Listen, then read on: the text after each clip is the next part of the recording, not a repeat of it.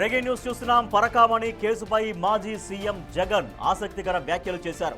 పరకామణి నుంచి డాలర్లు కాజేస్తున్న దొంగని తాము పట్టుకుంటే అది కేసు అవుతుందా అన్నారు. పట్టుకున్న దొంగ నుంచి 14 కోట్ల విలువైన ఆస్తులను దేవుడికి తిరిగి ఇప్పించడం నేరమవుతుందా అని ప్రశ్నించారు. ఆ కేసులో నిందితుడిని పట్టుకున్నాక న్యాయస్థాన పరిధిలో జరగాల్సిన ప్రొసీజర్ అంతా జరిగిందన్నారు. అక్కడ చైర్మన్గా భూమన, వైవి సుబ్బారెడ్డి ఉన్నారనే కారణంతో కక్ష సాధిస్తున్నారన్నారు జగన్.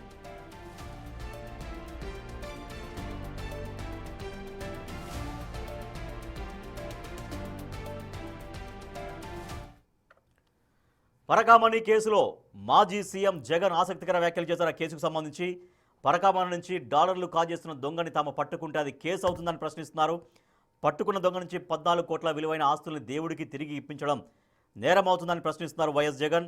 సో దాంట్లో టీటీడీ చైర్మన్గా వైసీపీ నాయకులు చేశారు కాబట్టి కక్ష సాధింపు చర్యల్లో భాగంగానే ఈ కేసు విషయంలో ఈ రకంగా వ్యవహరిస్తోంది రాష్ట్ర ప్రభుత్వం అంటూ ఆరోపిస్తున్నారు మాజీ సీఎం జగన్. మా ప్రతినిధి శివ మరింత సమాచారం ఇస్తారు. శివ, ఇది కక్ష సాధింపు చర్యగా జగన్ ఎందుకు అభివర్ణిస్తున్నారు?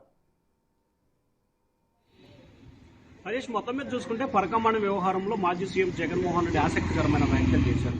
ఎవరైతే పట్టుబడిన దొంగ ఉన్నారో 14 డాలర్లను కాజేస్తే 9 డాలర్లను కాజేస్తే దాదాపుగా మేము 14 కోట్ల రూపాయల ఆస్తులను తిరిగి స్వాధీనం చేసుకుని కోర్టు ప్రొసీజర్ ప్రకారం, అంటే కోర్టులో జరగలేదు, కోర్టు ప్రొసీజర్ ప్రకారమే తిరిగి స్వామివారికి అప్పగించడం జరిగింది. పాత పరకామణికి సంబంధించిన భవనంలో సీసీ కెమెరాలు కూడా అక్కడ ఏం జరుగుతుందో ఏంటో కూడా ఎవరికి తెలియదు. కొత్త భవనాన్ని తానే ప్రారంభించి అత్యాధునిక టెక్నాలజీతో సీసీ కెమెరాలను ఏర్పాటు చేశాం. పరకామణి వ్యవహారానికి సంబంధించి జరిగిన దొంగతనానికి సంబంధించి రికవరీ చేసిన తమ ప్రభుత్వమే. మీరు గతంలో ఎందుకు పట్టుకోలేపారని చెప్పి ప్రభుత్వాన్ని నిలదీశారు. అలాగే ఇటీవల కాలంలో సింహాచలంలో కూడా హుండీ చోరీ జరిగితే ఒకరిని అరెస్ట్ చేశారు, మరొకరికి స్టేషన్ బెయిల్ ఇచ్చి పంపించారు. ఇది టీడీపీ ప్రభుత్వ విధానం. అలాగే పరకామణి వ్యవహారానికి అప్పటి చైర్మన్లుగా వైవి సుబ్బారెడ్డి, బొమ్మన కరుణాకర్ రెడ్డి ఉన్నారు కాబట్టి వైఎస్ఆర్సీపీ నేతలుగా ఉన్న నేపథ్యంలో వారిపై కక్ష సాధింపు చర్యలకు పాల్పడుతున్నారు తప్ప ఇక్కడ ఎటువంటి అక్రమాలకు తావులేదు. అలాగే ఎవరైతే పరకామణి వ్యవహారంలో దొంగతనం పాల్పడ్డ దొంగ అయితే ఎవరున్నారో ఆయన చిన్నజీరి స్వామి మఠంలో దాదాపుగా 30 సంవత్సరాలుగా పనిచేస్తున్నారు. అనేక సంవత్సరాలుగా పరకామణికి సంబంధించిన డబ్బులు లెక్కింపులో ఆయన భాగస్వామిగా ఉన్నారు, ఆయన పాల్గొన్నారు. గతంలో చేయని తప్పు ఇప్పుడు ఎలా చేసినట్లు అవుతుంది?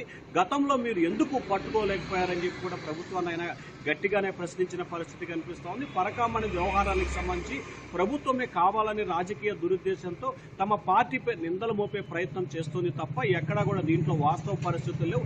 కేవలం 9 డాలర్లు దొంగిలించిన సమయంలో తాము 14 కోట్ల రూపాయల ఆస్తులని రికవరీ చేశాం. అదే అంశాన్ని మీరు సింహాచలంలో ఎందుకు చేయలేరు అని చెప్పి ఆయన గట్టిగా ప్రశ్నించిన పరిస్థితి కనిపిస్తోంది. మొత్తం మీద చూసుకుంటే పరకామణి వ్యవహారానికి సంబంధించి దాదాపుగా 6 నెలల కాలంగా కొనసాగుతున్న వివాదానికి మాజీ సీఎం జగన్ కొన్ని కీలకమైన వ్యాఖ్యలు చేశారు. చూడాలి ఇది అధికార పార్టీ ఏ రకంగా యూటర్న్ తీసుకుంటుందో, అధికార పార్టీ ఏ రకంగా దీనిపై కౌంటర్ ఇచ్చే ప్రయత్నం చేస్తూ చూడాల్సిన పరిస్థితి కనిపిస్తోంది. మొత్తం మీద ఆయన ఈరోజు సుదీర్ఘంగా మీడియా సమావేశం గంటన్నర కొనసాగిన అంశంలో పరకామణితో పాటు అనేక అంశాలకు సంబంధించి ఆయన మాట్లాడారు. కానీ ప్రధానంగా పరకామణి వ్యవహారం ప్రస్తుతం హాట్ టాపిక్ గా మారుతున్న నేపథ్యంలో జగన్ వ్యాఖ్యలు కీలకంగా మారాయి. Rajesh, right, thank you Shiva. మాజీ సీఎం జగన్ కీలక వ్యాఖ్యలు చేశారు పరకామణి కేసుకు సంబంధించి.